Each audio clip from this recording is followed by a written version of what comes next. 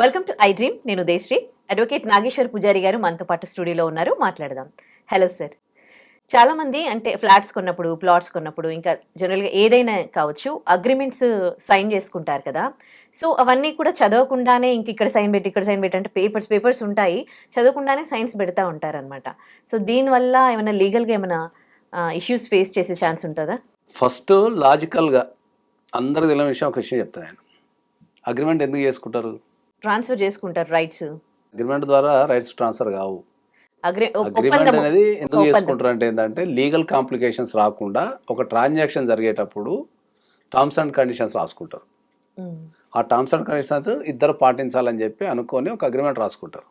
Okay, ప్రధానంగా చెప్పేది ఏంటంటే అగ్రిమెంట్ రాసుకోవడం అనేది లీగల్గా ఇబ్బంది ఎదురు కాకుండా ఉండటానికి అగ్రిమెంట్ రాసుకుంటారు.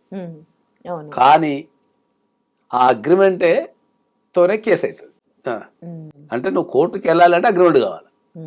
అగ్రిమెంట్ లేకుండా కోర్టుకి వెళ్ళలేవు. ఓకే, సో ఇక్కడ లాజిక్ చూడు, ఏదైతే నువ్వు కోర్టుకి ఉండకుండా ఉండాలని అగ్రిమెంట్ చేసుకుంటావో అదే అగ్రిమెంట్ తీసుకుని మళ్ళీ కోర్టుకి వెళ్తావు. మరి దానికి అగ్రిమెంట్ ఎందుకు? సివిల్ కేసు ఏదైనా పుట్టాలి, సివిల్ కేసు వేయాలంటే అగ్రిమెంట్ ఉండాలి. అగ్రిమెంట్ లేకుండా కేసు వేయడానికి లేదు. సో ప్రాబ్లం ఏంటంటే ఇండియాకి వచ్చారికి ఏంటంటే అగ్రిమెంట్ల మీద చాలా మందికి అవి ఎట్లా రాసుకోవాలని అవగాహన లేదు. ఫస్ట్ పాయింట్, చాలా అగ్రిమెంట్లు ఇంటర్నెట్ నుంచి డౌన్లోడ్ చేసుకోవడం.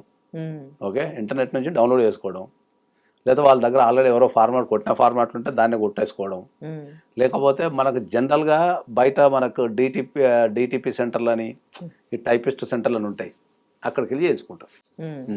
ఈ లీగల్ ఫార్మాట్ అయినా ఇప్పుడు ఆ డిటిపి సెంటర్లు అయినా వీళ్ళకు ఒక బేసిక్ స్ట్రక్చర్ మాత్రమే ఉంటుంది. అంటే అగ్రిమెంట్ ఉండటానికి ఏం కావాలో ఆ స్ట్రక్చర్ ఉంటుంది తప్ప దాంట్లో ఏం రాయాలని అవగాహన ఉండదు ఎవరికి. దానివల్లనే నీకు కేసు అయ్యే అవకాశం ఉంటుంది. ఒకవేళ అగ్రిమెంట్ ఉంటే కేసు కాదు అనుకుంటే, అగ్రిమెంట్ అనేది స్ట్రాంగ్ ఉంటేనే కేసు కాదు, స్ట్రాంగ్ లేకపోతేనే కేసు అవుతుంది. అంటే అగ్రిమెంట్స్ లూపోల్స్ని పట్టుకునే కదా మనం కేసు చేసేది.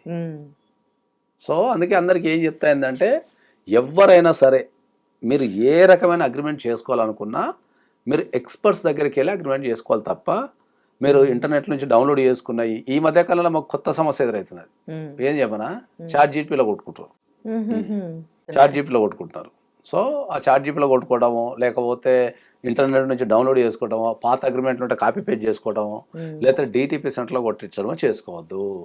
ఫ్యూచర్లో మీకు కేసులు పెరగద్దు, లేకపోతే కోర్టుకు రావద్దు అనుకున్నప్పుడు మీరు అగ్రిమెంటే ఒక ఎక్స్పర్ట్ చేత కనుక మీరు చేయించుకోగలిగితే మీరు కోర్టుకు వెళ్ళే అవకాశం అనేది చాలా తక్కువ ఉంటుంది. First point.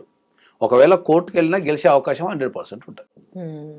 కాబట్టి మీరు ఏదైతే అగ్రిమెంట్ చేసుకుంటే మేము కోర్టుకు పోము అనే భ్రమలో ఉంటారు కదా, వాళ్ళు ఆ అగ్రిమెంట్ అనేది ఎక్స్పర్ట్ చేత కొట్టించుకుంటేనే కోర్టుకు పోరు. ఓకే, అది బేసిక్ గా పాటించాల్సిన అంశము. అగ్రిమెంట్ అనేది కొట్టించుకోకుండా పోయినాం అనుకో, కంపల్సరీ అది కోర్టు కేసే అవకాశం ఉంటుంది. Right, thank you.